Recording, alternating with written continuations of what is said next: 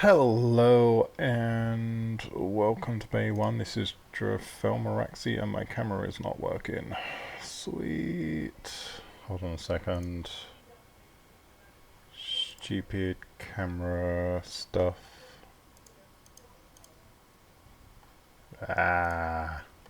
Hold on. Be right back.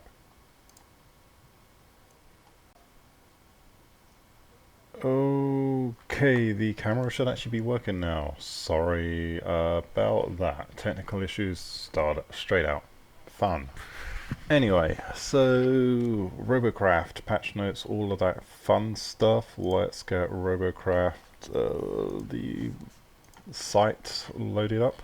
So the biggest news is that Robocraft is now officially in beta. So beta, whatever you want to call it, wherever you come from. Us English people call it beta. You Americans call it beta. But anyway. So yeah, it's been in alpha for 3 years, lots and lots of stuff been going on, but let's go through and read the notes. I mean, I could do a review of the countdown stuff, explaining some more things about various features, but let's just read here. So, we did it! After 3 years in alpha and a whole lot of blood, sweat and tears, Robocraft has left alpha and is now officially in beta. Today's beta update is a massive beast, one of our biggest in fact, with lots of great stuff including the completely reworked normal mode, new map designs, matchmaking improvements, balance changes and bug fixes. With Robocraft in beta, it means we have laid down the foundations of Robocraft's core game modes and features. For a more in-depth look at some of the changes, have a look at the following blog post from earlier this week. So we've got Day 4 countdown, normal mode is changing. Day 3, new maps. Day 2, the ProtoMyCore. We want to thank each and every one of you that's travelled with us on the road to beta. It's been one hell of a journey and a bumpy one at times. We look forward to adding lots more exciting content to Robocraft, and as always, we'll welcome your feedback. So what's in the update? Check out the patch notes here. So first of all, let's start out with the normal mode is changing one. Where is it? Not that one. Go on.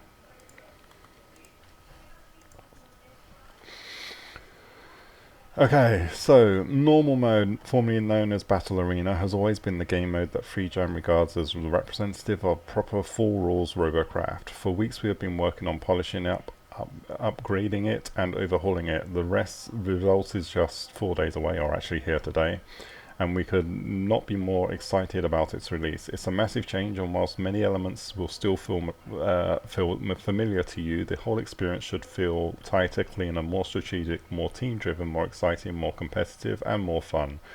Big change number 1, 5 versus 5, which this is the big change I don't like. I like more people. I like 8 people. I like bigger teams, but it seems that FreeJam have got the 5 versus 5 bug. It makes matchmaking easier, admittedly, but whatever. The team sizes in normal mode will become 5 versus 5, along with a whole suite of changes to maps and game mechanics to ensure that this improves the overall gameplay and makes it more engaging than the current 8 versus 8. Changing to 5 versus 5 facilitates a number of great things to happen. It allows us to matchmake games better with players and teams having closer MMR scores for tighter, more fair games. It allows us to reduce the queue times for more normal mode battles. It allows for players to create full normal mode teams of 5 for the first time. It allows for the ultimate full team strategic plays and team combos. Clan versus clan can be 5 versus 5, full teams, no randoms, no other parties in battle, just clan versus clan for the ultimate test of who is best. One of the final foundations for clan leagues will mark our exit out of early access later this year. Big change too, all maps completely reworked. We didn't just scale the maps, we decided to go all out and overhaul them completely to work perfectly with 5 versus 5 and improve them tenfold using all the stuff we've learned since we've launched Robocraft. I won't go into details as our art director Rick's post tomorrow will give you the details you need with pictures and everything, so make sure you read it. Big change 3, towers become capture points. The crystal towers are changing to capture points. This change is fundamental, and after prototyping it and playing it as a company for many hours, we felt passionately that it was more fun and competitive, and that we wanted to make The change, a few key features of the new capture points. They are on the ground, circular in shape with a radius similar to cap points in Elimination. They have hemispherical capture areas, so can be capped from the air a small height above the point. This shape is indicated by glowing curved rays that emanate from the base. They are coloured to show which team currently owns the point and are purple at the beginning of the game. Sitting on a capture point owned by an enemy team begins a capture, which takes a total of 20 seconds if you are soloing the point. Having more allies on capture point together speeds up the capture progress. If an enemy is on the capture point when you are trying to capture it, the point is contested and the capturing is paused. The capture points have 3 segments. If you capture one segment and then are then killed, you do not lose that segment, as with 4 segments in Elimination. Unlike in Elimination, taking damage on the capture point does not pause the capture. Each capture point has its own HUD hovering above the point that can be seen no matter where you are in the environment, i.e. through walls, so you can always see the state and location of each point. Additionally, a larger progress bar HUD appears when you are capturing or defending the capture point, so that you get greater feedback for all of the status of the point. The new capture points are named near, far and middle based on their position relative to your base. This will also make more sense when you see the map redesigned in Rick's post tomorrow. We've also added new voiceover dialogue reflect these new references. The capture points represent mining stations in the lore that are gathering plutonium for the main reactors at each base. So there you can see a graphic of what the capture points actually look like. It's that little purple bubble sphere thingy. Big change, the Annihilator. The aim of the game has changed. Your aim as a team is to gather enough energy to power a massive weapon on your orbiting mothership, think the Vanguard, known as the Annihilator. The charge for this weapon is reflected in the new HUD shown below, and also reflected in new voiceover. When one team's Annihilator is fully charged, the end of the battle is triggered and the enemy base is obliterated in the mighty final cutscene, and one team is awarded victory, the other defeat. So we can click the image to take a closer look. There we go. It's not really a closer look. Yes. Anyway, since capturing and owning the capture points recharges the Annihilator, then the end of the game will always come within 15 minutes. This new mechanic ensures a better overall control of the battle length, which prevents XP farming of enemy teams, or forced surrender and other exploits like this from being possible. Big change 5, the Plutonium Reactor. The Plutonium Reactor remains as before, except it starts off with 0 crystals on it. As the battle progresses, plutonium crystals form on the reactor's central pillar, showing the amount of refined plutonium you have gathered by owning the capture points during battle. The fusion shield has changed too. Enemies can no longer fire when inside an active fusion shield, and they will take damage over time equal to the heal effects of allies while inside. Capturing all 3 capture points will still bring down the enemy fusion shield, and this prevents a chance to steal, or presents a chance to steal. Stealing plutonium is when you access the enemy reactor and destroy the crystals on the central pillar, which then removes them from the enemy's reactor and adds them to your own.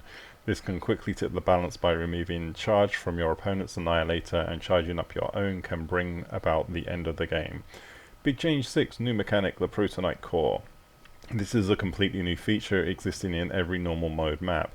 This is a huge new normal mode game mechanic and has been designed to provide losing teams a means of getting back into the battle. It is affectionately known in FreeJam as the Equalizer, and I'll explain in detail when we get to 2 days to go portion of the countdown. Big change 7, more improvements. No more overclocker, all weapons, movement types, etc. have been balanced to overclocker level 5 as with basic mode. No more respawn escalator, your respawn time's always 15 seconds and you also respawn, so no need to click spawn. No more protonivity escalator. With the new capture points we were able to set protonivity at a perfect balance level for the new stealing gameplay. Fusion shield healing is still active for allies, even with their base shield down. This is shown by a low level shield effect visible when it's down. Lots of reading here. This is going to be such a long video. Many improvements to feedback offered to the player about the state of capture points, plutonium reactors and endgame, with new music, sound effects, new HUD elements and animations. All of these new sound and visual elements are designed to make it clearer what is going on in battle, so you can react more quickly and play more strategically. We'll have more for you tomorrow, blah blah blah, which is what we're going on to now. So we are going on to day 3. 3 days to go. Pizza. Let's talk about pizza. This is undoubtedly one of my favorite topics. Recently I've begun creating my own pizzas at home, and miraculously I've discovered making pizza is a lot like level design. Yeah, okay. Good quality ingredients are obviously key to the success of the perfect pizza, but how you knead the dough, the amount of each ingredient, and the distribution of these ingredients is important to the clarity of the taste.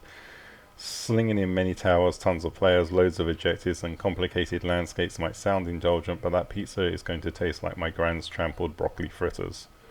I don't know, I like to put lots of shit on my pizza. Level design ingredients.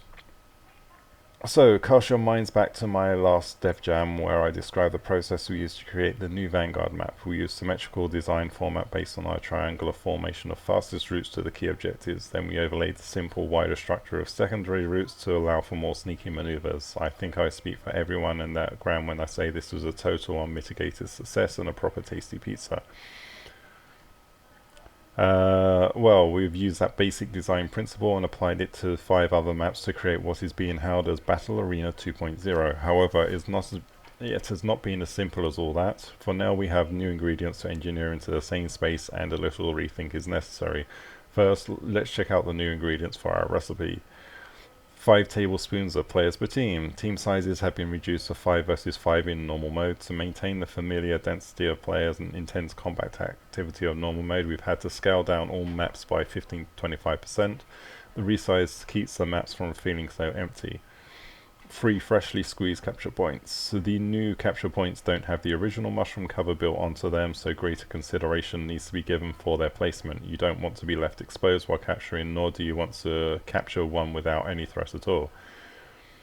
1 scoop of new ProtoMyCore equalizer, blast, redacted team, redacted core, redacted defend. 750 of artification. We wanted to take a larger step in visual quality as Robocraft enters beta. It's a nod towards the AAA quality Robocraft utopia we are aiming for. To do this, we have been curing the visuals of these new levels for months now.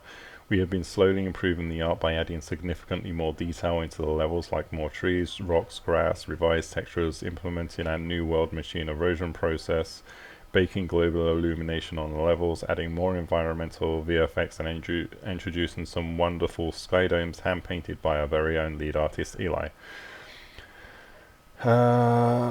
Or Ellie, or whatever, however you pronounce that name. Design process. This is before and after image of the Tharsis Rift map with the mushrooms. This is an excellent example of how we brought those floundering maps, old maps, in line with the success of the Vanguard level. Let me take you through the 4 main points of design changes. So I'm not going to continue reading the entire thing here, but you get the gist in terms of the map side of things. So we do have new maps. So this is Tharsis Rift before, this is Tharsis Rift after. It's a little bit more symmetrical.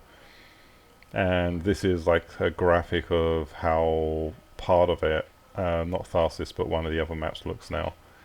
And you can see some optimizations and changes to the whatever one. I can't remember the name of this. Spitzer Dam. So anyway, on to 2 days to go. So ProtoMyCore. So this is basically, or ProtoMyCore. It's a new game mechanic designed to shake things up and shift the focus of the battle at key points in the middle of a normal mode match. It is also designed to give the team that is behind a chance to catch up and get back to the battle, ensuring that there is always a reason to fight to the end.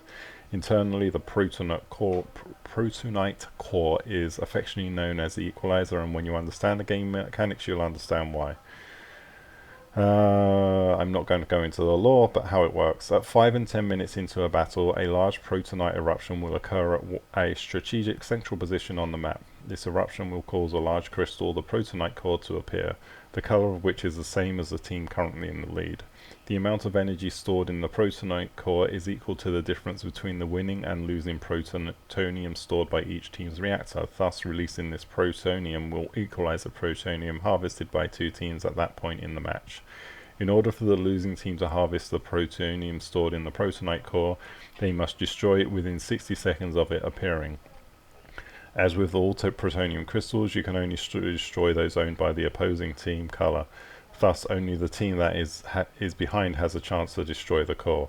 If the protonite core is destroyed, its plutonium is released and losing team equalizes, gaining equal plutonium on its reactor to the enemy team, and balance is restored. If the protonite core is not destroyed within the time limit, it retracts back into the mantle. This means the plutonium is lost and the core has been successfully defended. It's therefore imperative that with the team that which is ahead must defend the core in order to maintain an advantage. This is certainly possible with reasonable coordination and by paying attention to the eruptions, but it also provides a distraction which can be used as a diversion for the losing team to capture a point. There are various interesting strategies which can be deployed by both teams during an eruption. So that's the protonite core, blah blah blah blah. Next one, so day one to go. So we've already gone over those new features. Is there anything on this that I need to go over? Some UI changes so you can see some stuff that shows up there. Balance changes. So sprinter legs have had their carry mass and health reduced. So carry mass was 377, now it's down to 3665. The health was 73,000, now down to 6300. So that's for the Perseus. The Hermes obviously is similar changes. Mech legs have had their speed increase by 10 miles per hour, which makes them a little bit more competitive. They were just slightly too slow. All hovers have had their weight and carrying capacity balanced, so now the weight of all hovers is a lot higher and the carrying capacity has been increased in approximately just a little bit less than the weight increase. So it just makes it a little bit closer to other items in many ways. But anyway, so hurricanes, instead of being 48 kilograms, are now 500.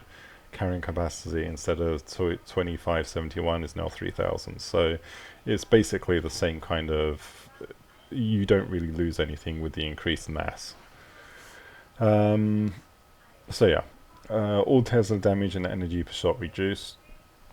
So you're looking here at approximately 10% change according to that. No, that's more than a 10% change there. 10 to 15% changes, although this is closer. Yeah, it's about a 15% change across the board there.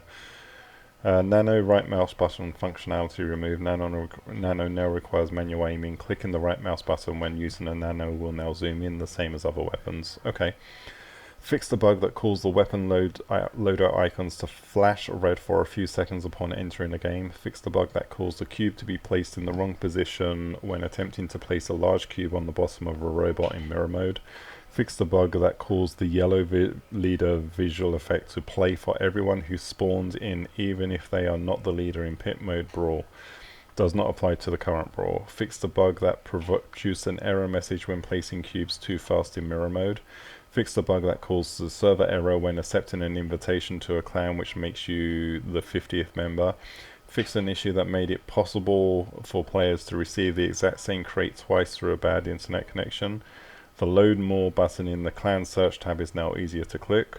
Fix the splash loading screen text appearing incorrectly when playing at high resolution. Cleaned up a very messy looking hill on the Vanguard's end map. Sharpen the adverts or advertisements for you Americans in the lobby screen when playing at low quality. Realign the text on the Zola in-game shop page when choosing your payment type. Translated the disconnected cubes dialog box into multiple languages. Fixed the bug that allowed a player to remove the GUI from the crate opening screen, then prevented the player from collecting their final crate. Translated the user does not exist text for friend invites and whispers into multiple languages. Translated clan details, some more translation stuff. Fixed the visual bug that occurred around the edges of test mode on higher quality settings. So now let's check all of the rest of the patch notes, see if there is anything else here that we've missed. So lots of changes to the maps, obviously. New adaptive music system. Okay, so now the music which plays during matches will evolve based on events taking place. For instance, when the ProtoMyCore appears, the pace of the music is increased. New sound effects and voiceovers. All maps, including test mode, have new skyboxes. The battle loading screen now shows hints on how to play the chosen game mode effectively. No overclocker, respawn escalator removed, all of that. I'm just scanning through here.